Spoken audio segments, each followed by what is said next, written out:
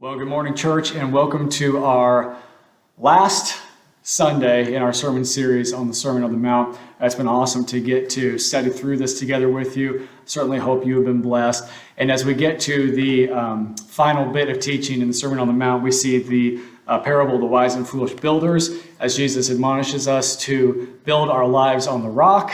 And then there's a response from the crowd that is amazed, astonished at Jesus' authority.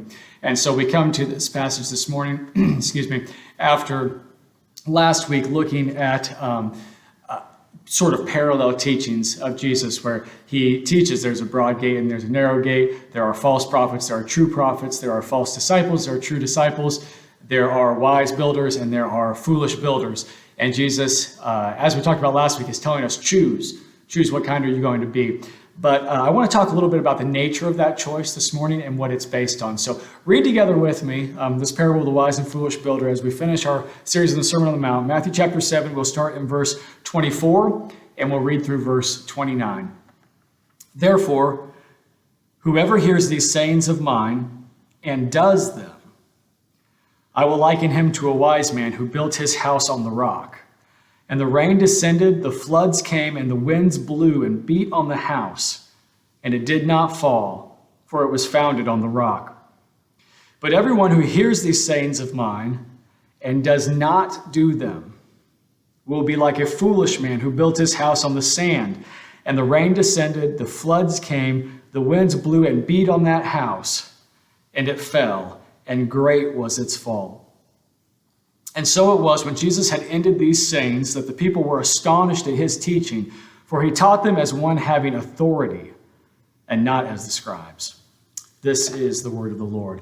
I want to focus on that last verse, verse 29, for a few minutes this morning, and just think about what it means that the people were astonished at Jesus' authority. He taught as one that had authority, not as the scribes. Now, certainly in that culture, the scribes had a certain amount of authority, but it wasn't anything like the authority of Jesus. The scribes were teachers, Jesus was a teacher, and yet his authority far outweighed theirs. So as we come to the beginning of this verse where it says, therefore, whoever hears these sayings of mine, Jesus is teaching, those sayings of Jesus come to us differently. They come to us with more authority than the sayings of maybe some other kind of teacher. I can give you advice on something. I might teach you, I might be an authority, I'm not, but I might be an authority on fishing or something like that. And I can give you some advice, but in no way would I ever try to make you believe that my authority extends into every area of your life, right? I might have some good advice in one area, and I would even give it with a, you can kind of take it or leave it kind of thing. This is not the way Jesus's sayings are coming to us. There are other historically significant moral teachers, right? And they have sayings. And their sayings are generally good moral sayings that if you followed them, you would benefit from it. The people around you would benefit from it. But they're not speaking with the same kind of authority that Jesus is speaking. So the crowd sensed this. It says in verse 29 that they were, verse 28 that they were astonished at his teaching. Jesus has overwhelming authority. In this passage that we've been looking at, the conclusion of the Sermon on the Mount, it's very significant that in this previous section where Jesus says, not everyone who says to me, Lord, Lord, but only those who do the will of my Father are going to make it into the kingdom of heaven. It's Jesus who is going to judge. He says, many are going to say to me on that day, and I'm going to say to them, depart from me, I never knew you. Now, who stands over all creation as judge on that day? Only God, right? That's the kind of authority that Jesus is making claim to. When Jesus earlier in the Sermon on the Mount was saying, you've heard it said, but I say to you, who has the authority to fulfill the law of God, to rightly frame it or even add to it? Only God has that authority. And Jesus is claiming that for himself. Jesus elsewhere claims the authority to forgive sins. Who has that kind of authority to forgive sin? Only God. Who has the authority over demons that they would obey him and listen to him?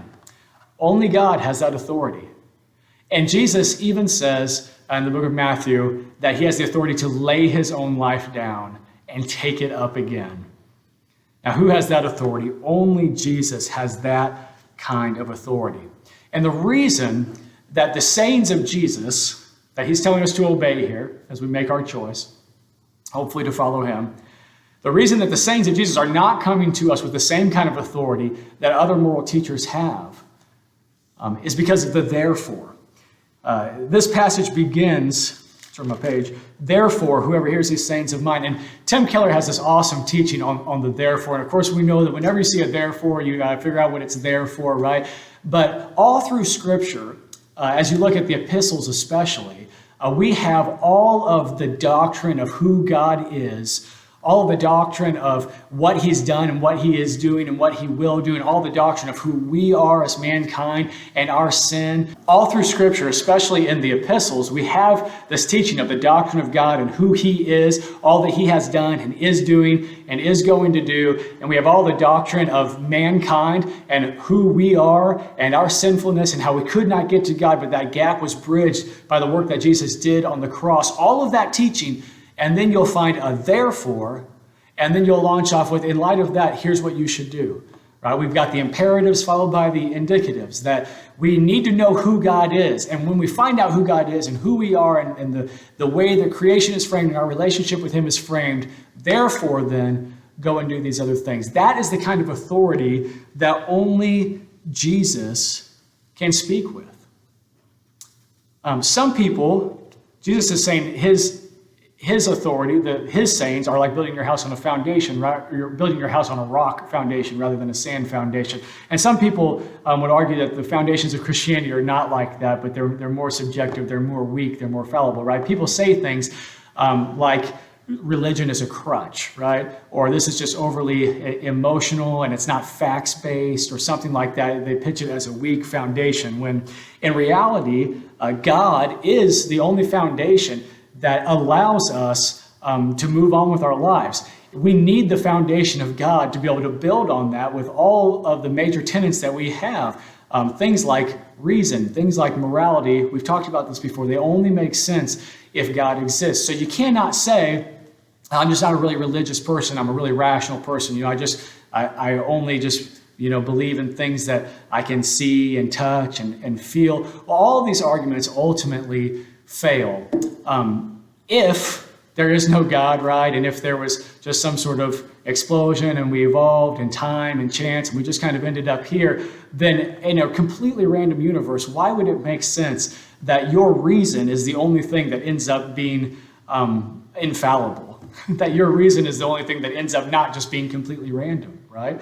That points to a creator. And not only that, but is your reason infallible? You know that your reason is not. You know that you make mistakes and that you have made mistakes. And so why would you make your reason your ultimate authority on which you base everything else? You're taking something that you know to be fallible and you're setting it up as an ultimate authority and saying, that's good enough.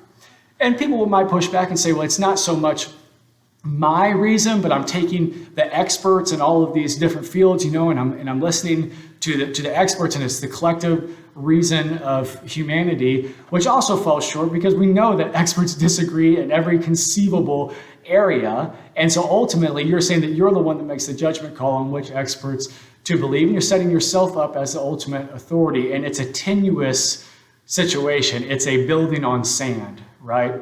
That much becomes clear for us. It is not good enough for us to arrive at the right conclusions the wrong way. And we'll talk about this later, but it's not okay to say like, well, we agree in this one area, right? And so whether you believe for Christian reasons or whether you believe for other reasons, we've kind of got there, and so we're there. That's not true. We talk about building on foundations. Think about something like a hot button topic right now, like racism, right? It's important to everybody right now. Well, we know that racism is wrong. We know that it's wrong to be racist. We know that it's wrong to be racist. If you push back on somebody who maybe is one of these nuns, right? The people with no religious affiliation, you say like, well, why do you believe racism is wrong? Well, I know that it's wrong. Everybody knows that it's wrong. Well, clearly that is not true, right? Clearly not everybody knows that it's wrong. And so they might appeal to the majority and just say, well, hey, overwhelmingly people know that it's wrong, right? But that's not what they're saying. What they're saying is that racism is wrong. Even if everybody else thought it was okay, they would still believe it was wrong, that it was abjectly wrong. If they were in Nazi Germany and the status quo was racism, they would still hold out that it is a wrong belief to have. But you cannot reconcile that with a kind of belief that just says, well, hey, we kind of just chance and time and evolution kind of led to us being here. We're really not that much different than the animals, and yet it's wrong to be racist. They're incompatible, right? It's not okay to arrive at that conclusion, at that right conclusion, on the basis of something that's completely false. Jesus is saying, build on the foundation. There's only one that can weather the storm. There's only one that can weather the storm. And so people are ultimately building on sand. Jesus, the kind of authority that he has, is what I want to call a foundational authority. It's the kind of authority that everything else is built on. These sayings that he gives us aren't recommendations. They flow out of who he is as God. He is God. He created. He knows how he created you. He knows why he created you. He knows what he created you for. These aren't recommendations. He's telling you how, as creator, he wants you to live. No one else in all of the wide universe can speak with that kind of an authority. It is not based on my own intellect. It's not based on some expert in a field. Christian foundations are much more solid than people outside the church sometimes make them out to be. So much of what we hold, what we intrinsically know to be true, only makes sense if there's a God. And of course, there's more than one religion that claims that there's a God. And so then we look at the authority of Jesus, and he shows us that he really is God. And that's another sermon for another time. And there's all kinds of proofs and evidences for that, right? But it is not an emotional plea. It is not a crutch. It is the only thing that can possibly make sense out of what we find in the universe. And Christ is speaking with a therefore kind of authority. These are not just some good religious sayings that if you believe them, you'll sort of be better off for having believed them, or if you try to obey them, you'll be better off for having tried to obey them. This is how it is. I'm God. I created you to live like this. That is the kind of authority that Jesus speaks with. We don't always see it as that kind of an authority. These sayings are not arbitrary. Jesus tells us, build on them or face destruction. They're not optional. Jesus says, build on them or face destruction. And here's what I'm driving at. First of all, partial obedience is disobedience. Partial obedience is disobedience. What I mean when I say it's not good enough to arrive at the right conclusion the wrong way, this goes for us as well. Sometimes we look at the teaching of Jesus and we say, yeah, we're headed in the same direction, Jesus, so I will go with you because we're headed in the same direction. And for the majority of what Jesus is teaching, that's true. We're headed in the same direction. And then we get to something that trips us up and it hangs us up and we don't like it. We're not willing to give in that area of our lives. And what we say at that point is, I will just depart from the group here and I'll catch up with you guys at the next exhibit. Because in this one area, we know we are not going the same way. But if Christ is a foundational kind of authority in our lives, it's not possible to do this. Partial obedience is disobedience. And that is really no different than a person who's coming to the right conclusions the wrong way from a secular worldview. We can't come to the right conclusions the wrong way from what we're thinking as a Christian worldview either. All appeals to ultimate authority are circular appeals, right? This is the interesting thing. So here's what I think I mean when I say partial obedience is disobedience. There's a circular argument for the authority of God. I can say Jesus is the ultimate authority. Well, why is he the ultimate authority? Because Jesus says he's the ultimate authority. Well, why does he say he's the ultimate authority? Because Jesus is the ultimate authority, right? And people say that it's a circular argument. In a sense, it's true, but all appeals to ultimate authority are circular appeals. So we can say, I'm rational. I only believe in what logically I can understand. Well, why do you only believe in logically what you can understand? Well, because all the things that I have ever understood, I have understood logically, and then it just kind of runs in a circle from there. We can say that I'm just an empirical evidence kind of person. I rely on my five senses to explore the world. I only believe that what is true can be experienced through my five senses. Well, why do you only believe that what is true can be experienced through your five senses? Well, because everything that I've ever experienced with my five senses is true. And then it just kind of runs in a circle from there. What we do when we disagree with the authority of Jesus Christ, when we look into the Bible, his word that he has given us, and we find something that we choose not to obey, we have inserted ourselves into that circle. So it's sort of something like Jesus has ultimate authority except where I disagree with him. Well, why does he have ultimate authority except where you disagree with him? Well, because he says that he does except for I say that there's some areas I can disagree with him. And it runs in a circle from there. And you've inserted yourself into this loop as an authority that is higher than Jesus Christ. And you have to recognize this is not a loop that you belong in. Are you going to stand up at the end of days? And are people going to come to you so that you can decide who is a goat and who is a lamb, right? Separate the right from the left and say to these people this and say to these people that? Is it you? Is it only Jesus? Do you have authority over demons? Can you forgive sin? Can you heal the lame, right? Can you lay your life down and take it back up again? Can you do any of these things? You do not come close to approaching the authority of Jesus Christ. And he says, I am doing something that only I can do in bringing you back to God. You take this narrow gate or you end in destruction. And those are the only options. Partial obedience to a therefore kind of authority is disobedience. Jesus is saying these commands that I'm giving you are not arbitrary. I haven't just kind of randomly picked them out for you. They're not recommendations. This is how it is because I am who I am. Jesus, of course, proves that he really is God and calls us to a complete surrender to him. That's difficult for us. A complete surrender is uncomfortable. It's very difficult because to us it feels like death. But Jesus isn't calling us to a surrender to take things away from us. He's calling us to complete surrender so he can give us life. To us, it feels like death because in a sense it is a dying of us. But at the end of ourselves, we find Christ, right? And he calls us to life and life to the fullest, it says in John 10:10. So Jesus' call to surrender for us is a loving call to save us from destruction. He's saying a storm is coming. Build on the foundation. Don't build your life on sand. Partial obedience is disobedience, and delayed obedience is disobedience. You're not God, and you don't know what's going to happen tomorrow or the next day or the next day. You cannot say, let me mull this over and think about it in a little while, maybe. You can't look at that one area of your life that you've been holding back from God and say, eventually, right? Eventually I'll repent and turn in this area of my life. We don't know when our ticket's going to be punched, right? We're not God. And God is calling you today to complete and total surrender to his authority.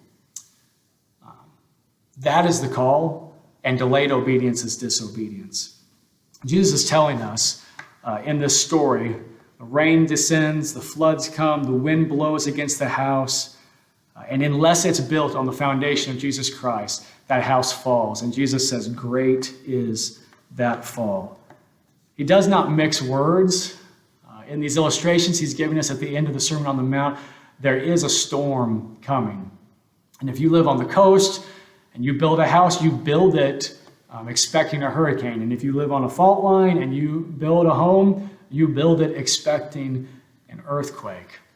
And Jesus is telling us, expect this. A storm is coming. And as true as it is that if we build on the foundation of Christ, it will help us in the storms of this life. That is very true. Build on the foundation that is Jesus Christ. And when difficulties come, you're going to find that there's an anchor there that holds in the midst of the storm. That is 100% true. And as true as that is, though, this passage is talking about something slightly different. This is running parallel to what Jesus says is going to happen on that day.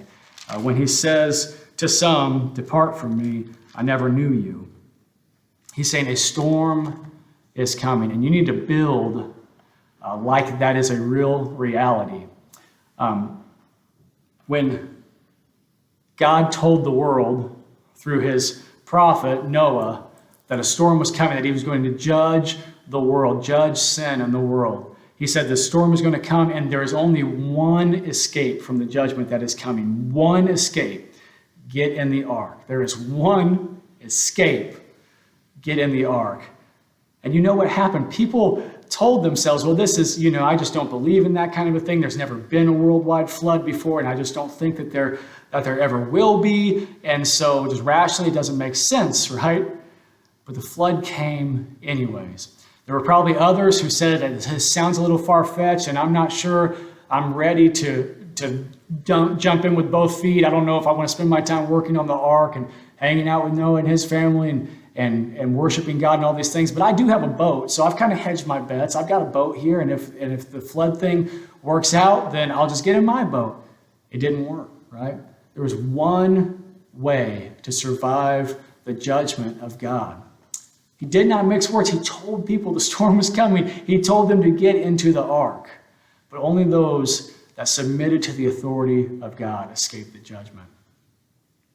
God told Pharaoh, you let my people go or you're going to be judged. And Pharaoh heard the words of God. And we've seen this in this passage. Jesus first says, look, it's not just those who say, Lord, Lord, it's those who do the will of my Father in heaven. And in the passage this morning, he's saying it's not just those who hear these sayings of mine, it's those who do them, right? And Pharaoh heard the word of the Lord, let my people go or there's going to be a judgment that is coming. And Pharaoh ignored it. He thought that he was sufficient in and of himself. He thought that he was so close to deity that he was untouchable. He thought, who knows what he thought, right? But on the day that the Red Sea came crashing in, he realized who is God and who is not. Jesus is telling us there's a storm coming, that he's going to judge sin, and the wrath of God being poured out on sin and evil is going to be so much worse than you can imagine. But there is one way to escape it. And this is what we celebrate in church when we have a baptism, that the waters of God's judgment will fall, but that we are hidden in Christ and we're raised to new life with him. He is the one way to escape the judgment of God. It's the one who hears these sayings of mine and does them, whose house is going to survive this storm. Jesus is saying they're not arbitrary commands. They're not optional commands. I am God. Therefore, obey me. This is the only way to find life and find it to the fullest. It's only to be found in Jesus Christ. So the choice is up to us. There's two foundations. You're either going to build your life on the absolute and total authority of Jesus Christ without partially obeying and without delaying obedience, or you're going to build it on sinking sand. And the choice is ours to make.